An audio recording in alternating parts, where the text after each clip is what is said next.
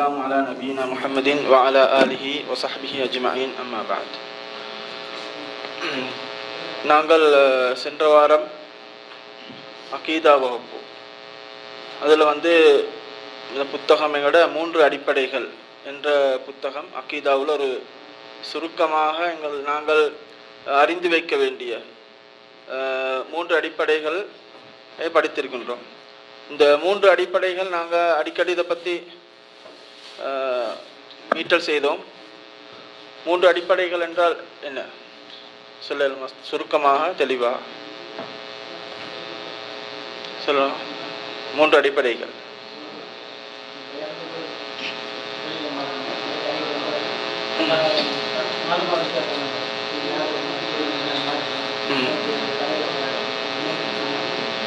மூன்று என்ன சுருக்கமா? அது கேள்வி, அது கேள்வியாக கபூர்ல கேட்கப்படும். அந்த 3 அடிப்படைகள் அதை நாங்கள் ஒரு சப்ஜெக்டா எப்படி சொல்றேன்? எப்படி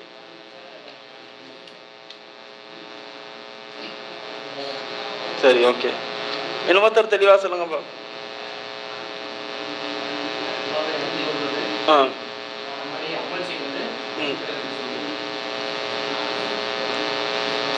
சரி, அது 3 அடிப்படைகள். அது நாங்கள் புறம் எடுத்தோம், அதோட சம்பந்தப்பட்டது தான். 3 சப்ஜெக்ட்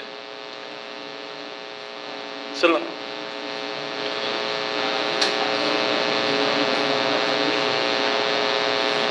யாது இல்லையா?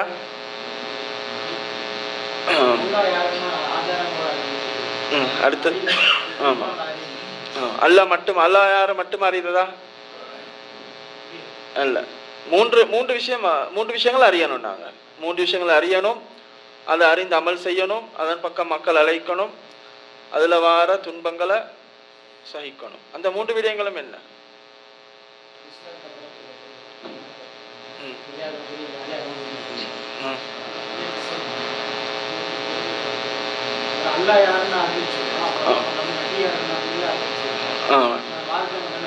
சரி, இது 3 அதுதான். அந்த 3 விஷயம்தான் எல்லாருக்கும் தெரியும். ஆனால் அது சந்தர்ப்பத்தில் சரியா நினைவு வருது இல்லை. அப்போ நாங்கள் சுருக்கமாக விளங்கி வச்சுக்கொள்வோம். நாங்கள் இதுதான் இதில் தான் இப்போ இந்த முழு இதுவும் நாங்கள் தெளிவாக படிக்க போகிறோம், விரிவாக படிக்க போகிறோம். இந்த 3 விஷயமும் தான் சுருக்கமான 3 விஷயம். ஒன்று யாரு? எங்களுடைய இறைவன் அல்லாஹ் அறிந்து வைப்பது, அவருடைய தூதர் முஹம்மது ஸல்லல்லாஹு அலைஹி வஸல்லம் அவர்களை அறிந்து வைப்பது, அவர்கள் கொண்டு வந்த மார்க்கம் இஸ்லாம். இந்த 3ஐயும் நாங்கள் அறிவது. எப்படி அறிவது? ஆதாரத்தோடு அறிவது. அதுதான் முக்கியம். இப்போ எல்லாரும் இஸ்லாம் என்னன்னு சொன்னால் சொல்லுவார்கள், நபி முஹம்மது ஸல்லல்லாஹு அலைஹி வஸல்லம் சொல்லுவார்கள். ஆனால் கேட்டது கட்டுக்கதைகள் அல்லது பலவீனமான ஆதாரங்கள், இட்டுக்கட்டப்பட்ட விடயங்கள் அல்லது பகுத்தறிவை வச்சு அல்லாஹ்க்கு விளக்கம் கொடுத்தது, இவைகளை வச்சு அல்லாஹ் அறிய முடியுமா? அல்லாஹ் பற்றி பகுத்தறிவாளர்கள் என்ன செய்வாங்க? தத்துவ ஞானிகள் அல்லாஹ்க்கு விளக்கம் கொடுத்திக்கிறாங்க. உருவமற்றவன், எங்கும் இருப்பவன் அப்படின்றெல்லாம் விளக்கம் கொடுத்திக்கிறாங்க. நாங்கள் அப்படி அல்லாஹ் அறிவதா? இல்லை. அல்லாஹ் தன்னை பற்றி குர்ஆன்ல எப்படி சொல்லியிருக்கின்றானோ, முஹம்மது ஸல்லல்லாஹு அலைஹி வஸல்லம் அவர்கள் தன்னை அல்லாஹ்வை பற்றி எவ்வாறு வர்ணித்திருக்கின்றார்களோ அப்படித்தான் நாங்கள் அல்லாஹ் அறிய வேண்டும். அதே போன்று முஹம்மது ஸல்லல்லாஹு அலைஹி வஸல்லம் அவர்களை பற்றி நாங்கள் அறிவது எப்படி? ஆதாரபூர்வமாக. அல்லாஹ் முஹம்மது ஸல்லல்லாஹு அலைஹி வஸல்லம் அவர்களுக்கு எந்த அந்தஸ்து அல்லாஹ் வழங்கியிருக்கான் குர்ஆன்ல? அப்துஹு வ ரசூலுஹு, அல்லாஹ்வுடைய அடியான், அடிமை. அதே போன்று அல்லாஹ்வுடைய தூதர். அல்லாஹ் தஆலா பல அந்தஸ்துகளை நபி ஸல்லல்லாஹு அலைஹி வஸல்லம் அவர்களுக்கு வழங்கி இருக்கின்றான்.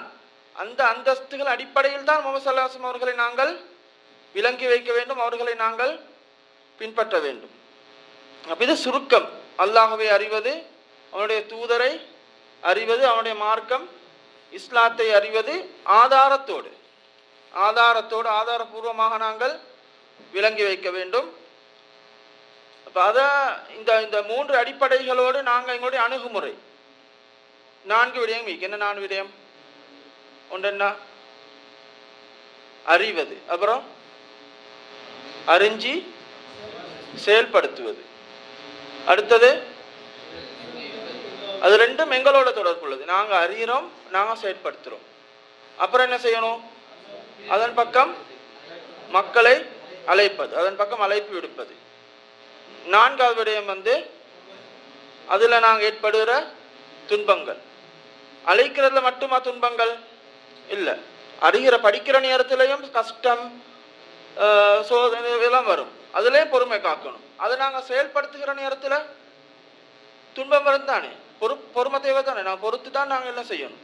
அதே மாதிரி அதன் பக்கம் மக்களை அழைக்கிற நேரத்திலையும் நாங்கள் துன்பங்கள் கஷ்டங்கள் இவைகள் வரும், இவைகளை நாங்கள் பொறுத்து கொள்ள வேண்டும்.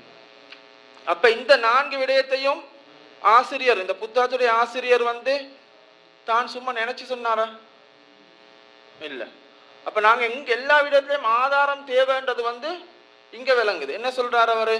சூரா அல் அஸ்ர், இந்த சூரா அல் அஸ்ர் வந்து எங்களுக்கு சுருக்கமாக சொல்லிக்கிற விடயத்தை வந்து அவர் எங்களுக்கு பட்டியல் போட்டு சொல்றாரு, நம்பர் போட்டு சொல்றாரு. இல்லல்லதீன வல் அஸ்ர், காலத்தின் மீது சத்தியமாக, இன்னல் இன்சான லஃபீ ஹுஸ்ர், மனிதன் நஷ்டத்தில் இருக்கிறான், முழு மொத்த மனிதர்களும் நஷ்டத்தில் இருக்கின்றார்கள். இல்லல்லதீன ஆமனு, ஈமான் கொண்டவர்களை தவிர. ஈமான் என்று சொன்னா என்ன? நம்பிக்கை, நம்புறது, அது அறிவு. ஈமான் என்றது வந்து நம்பணும். நம்பிக்கைக்கு முன்னால் என்ன இருக்கணும்? அறிவு இருக்கணும், அப்படித்தானே? அறிந்துதானே ஒன்று நம்பணும். அப்ப ஈமான் வந்து அறிவு எல்லாத்தையும் உள்ளடக்கியது. அப்ப நம்புறது, அறிந்து தான் நம்பணும்.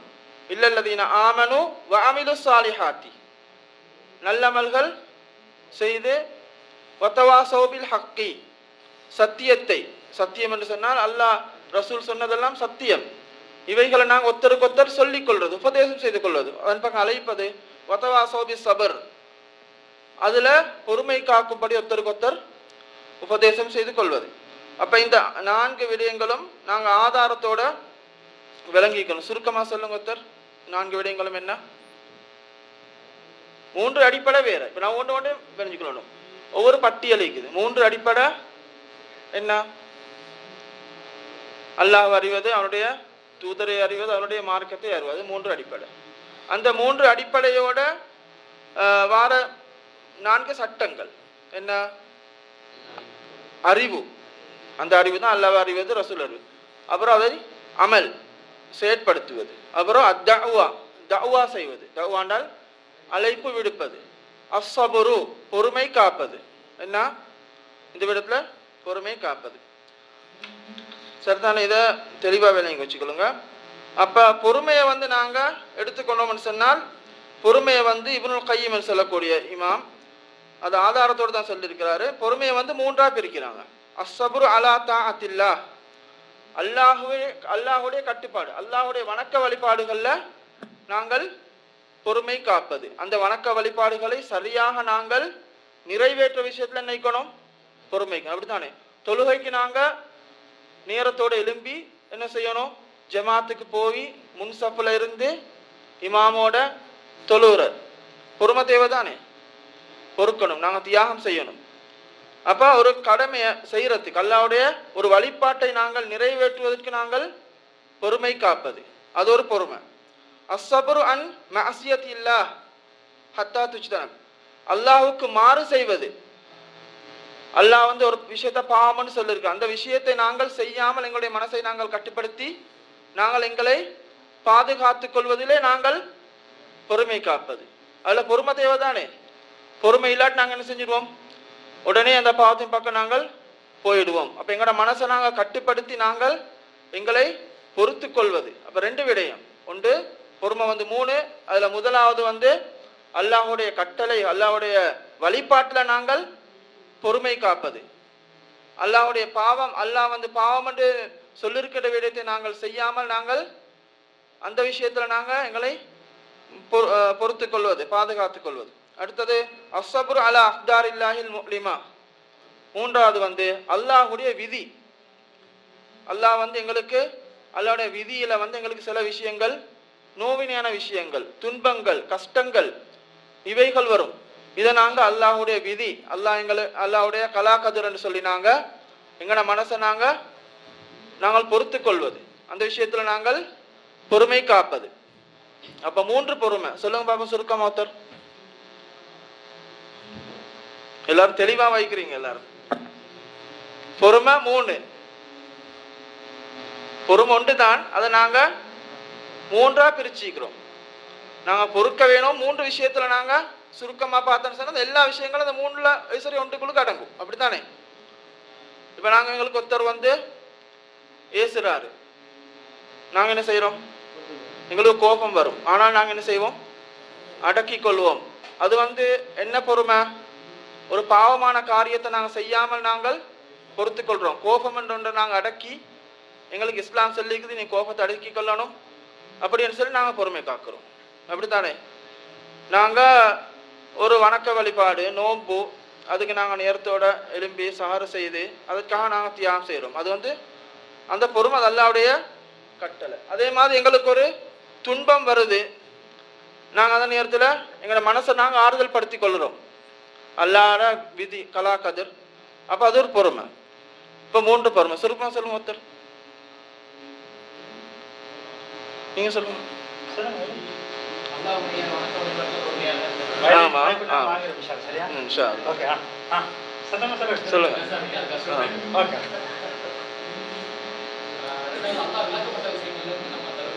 ஆமா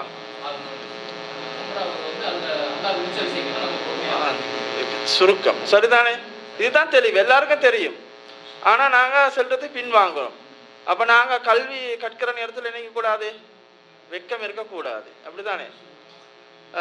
இது பேசிக், எங்களோட இஸ்லாம், எங்களோட கொள்கை. இது நாங்கள் பேசிக் வந்து அடித்தளம் என்ன இருக்கணும்?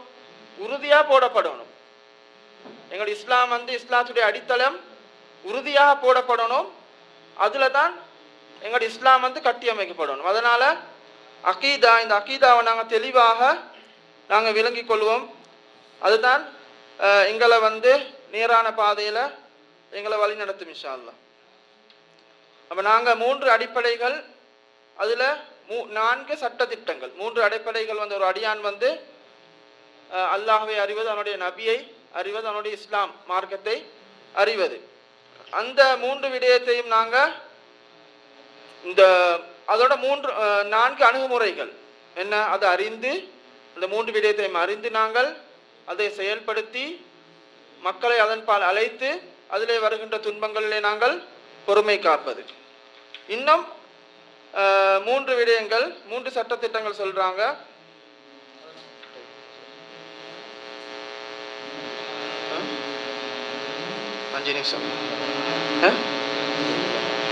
அந்த உலோகியா அந்த விஷயம் சுருக்கம் சாதாரண. இது இன்னும் ஆசிரியர் வந்து சொல்றாரு, இன்னும் நாங்கள் 3 விடயங்கள், இதெல்லாம் அடிப்படைகள், இதெல்லாம் என்ன பேசிக்கல்.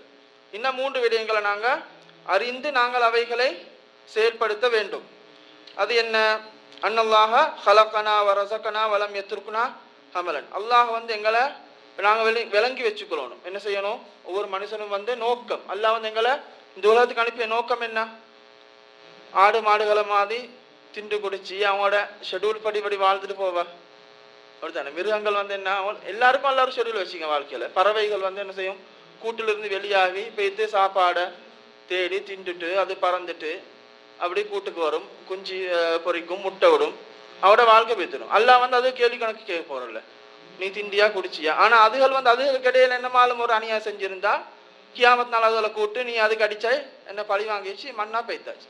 ஆனால் மனுஷன் வந்து அப்படி இல்லை. மனுஷனுக்கும் அதே ஷெடியூல் தான், அவர் தின்னணும், குடிக்கணும், வாழணும், எல்லாம் செய்யணும். ஆனால் அதோட அல்லாஹ் வந்து சில விஷயங்களை கட்டாயமாக்கி வச்சுக்கிறான், நீங்க இதை செஞ்சுதான் ஆகணும். அதுல முக்கியமான விஷயம் என்ன? அல்லாஹ் வணங்கணும். அல்லாஹ் தாலா எங்களை படைச்சிக்கிற நோக்கம் என்ன? மனிதர்களையும் ஜின்களையும் படைச்ச நோக்கம் வந்து அவனை வணங்க வேண்டும். அப்ப அல்லாஹ் எங்களை படைச்சி, எங்களை வந்து அல்லாஹ் சும்மா விடல, சும்மா படைச்சி மிருகங்களமாய் சும்மா விடல. என்ன செஞ்சான்? எங்களுக்கு ஒரு தூதர் அனுப்பினான். ஒவ்வொரு சமூகத்துக்கும் அல்லாஹ் என்ன செஞ்சுக்கிறான்? ஒரு தூதர் அனுப்பி அல்லாஹுவை பத்தி, அல்லாஹோட வேதத்தை பத்தி அங்க விளங்கப்படுத்தி இப்படித்தான் வாழணும் என்று சொல்லி அல்லாஹ் தாலா ஒரு தூதர் அனுப்பி எங்களுக்கு எல்லா சட்டத்திட்டங்களையும் சொல்லி தந்திருக்கிறான். அந்த தூதருக்கு யாரு கட்டுப்பட்டாரோ அவர் என்ன செய்வார்? சொர்க்கம் நுழைவார். யார் அந்த தூதருக்கு மாறு செய்கிறாரோ அவரு நரகம் நுழைவார். இதுதான் எங்களுடைய துனியாவுடைய வாழ்க்கையோட சுருக்கமான விஷயம். யாரு தூதர் வந்து எங்களுக்கு எல்லாம் தெளிவா சொல்லுவார்.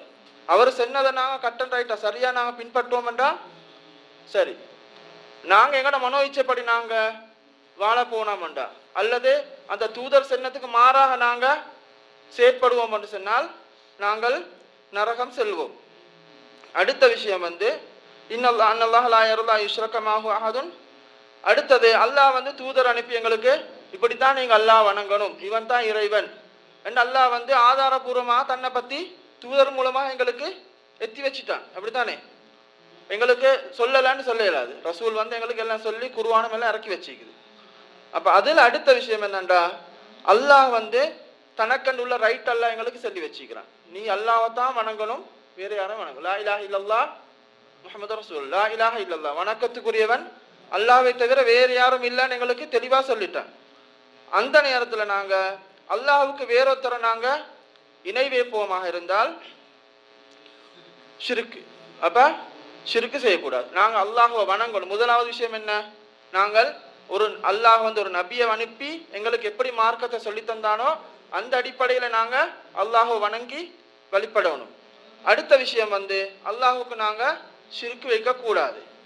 அந்த ஷிர்க் வைக்கப்படுவது லா மலக்குன் முகர்ரபன் வலா நபியுன் முர்சல். அப்போ ஷிர்க்கு வைக்கிறது மனுஷருக்கு கல்லை மண்ணையுமா அப்படி செய்கிறாங்க. ஆனால் ஷிர்க்கு மிச்சம் வாரத்துக்கு மிச்சம் இதான இது அல்லாஹ்வுக்கு நெருக்கமானவர்கள் மூலமா ஒரு நல்லடியார் அல்லது ஒரு மலக்கு அல்லது ஒரு நபி இதை வச்சு தான் என்ன செய்யும்?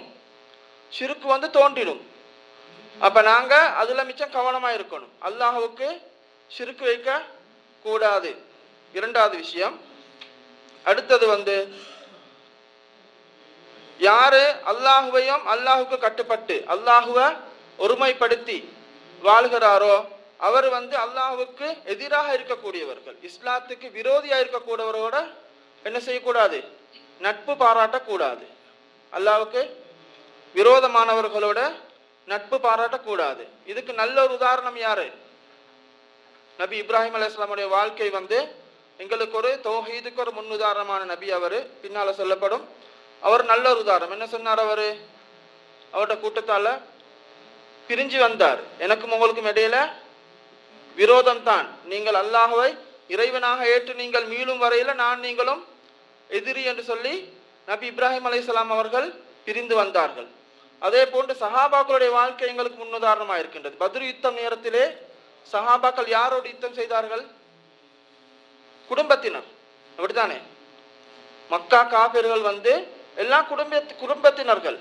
ஆனால் அவர்கள் இஸ்லாத்துக்காக வேண்டி அவர்களோடு யுத்தம் செய்தார்கள். அவர்கள் இஸ்லாத்தை எதிர்த்து வந்தார்கள். அல்லாஹ்வையும் அவருடைய நபியையும் எதிர்த்து வந்தார்கள். அதனால் அவர்களோடு யுத்தம் செய்தார்கள். அவர்களை பகைவர்களாக அவர்கள் பார்த்தார்கள்.